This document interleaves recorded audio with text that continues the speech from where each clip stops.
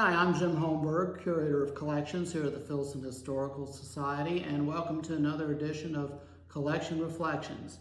Today, we're looking at John J. Audubon. Of course, everybody knows who John J. Audubon is, Birds of America, one of the great naturalists in our history. I'm surrounded by a variety of items. We have a very fine John J. Audubon collection, a small but very fine collection here.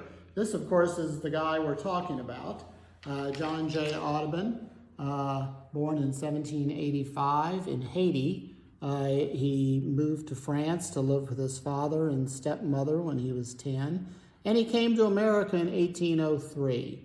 He was interested in birds already by then and was living in eastern Pennsylvania near Valley Forge on a farm that his father owned, and decided to get into business and ended up in Louisville. In 1807, he's in Louisville. In 1808, he returns to Pennsylvania. He marries Lucy Bakewell, brings her to the frontier here at the Falls of the Ohio, and with his partner, Jean Ferdinand Rozier, opens up a store in Louisville.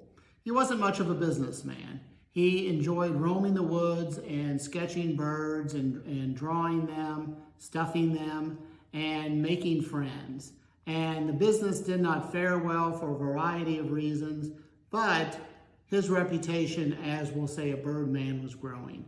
And we know that in June of 1808, he was roaming around the Falls of the Ohio because he painted this wonderful original painting of the red cardinal.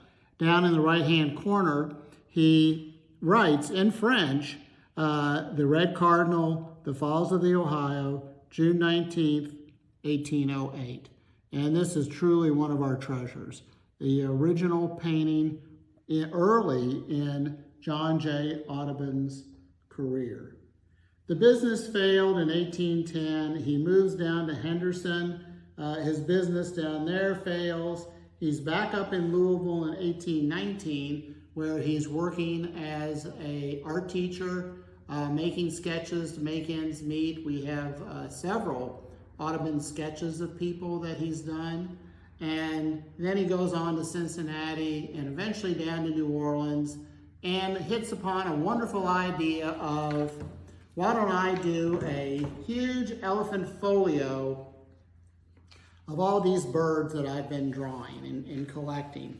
And in 1827, he's in Great Britain trying to get sponsorships. And that's actually where his Birds of America are printed. They're hand-colored and printed, beautiful lithographs. Many of you, of course, know what these look like. And this is a letter written from Edinburgh in 1827 to his wife, Lucy, reporting on his progress and how he's doing.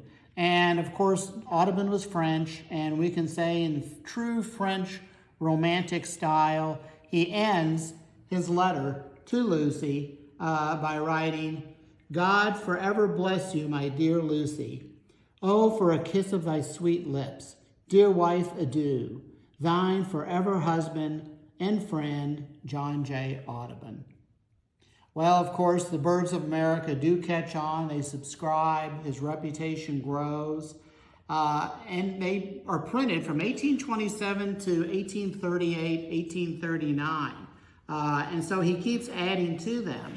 And in this Audubon letter that we have in 1833 that's written from Boston, he's describing a variety of things that are going on, including, this is written to his good friend Richard Harlan, including his efforts to gas a golden eagle.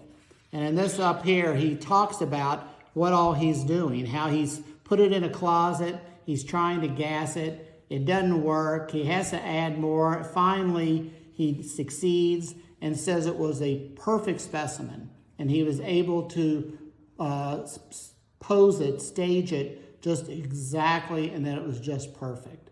And so this is wonderful because it gives us insight into his work and what he's doing. So these are a few of our Audubon items here in the collection. And I think in a future edition, we'll maybe talk about his people paintings, sketches, and not just his birds.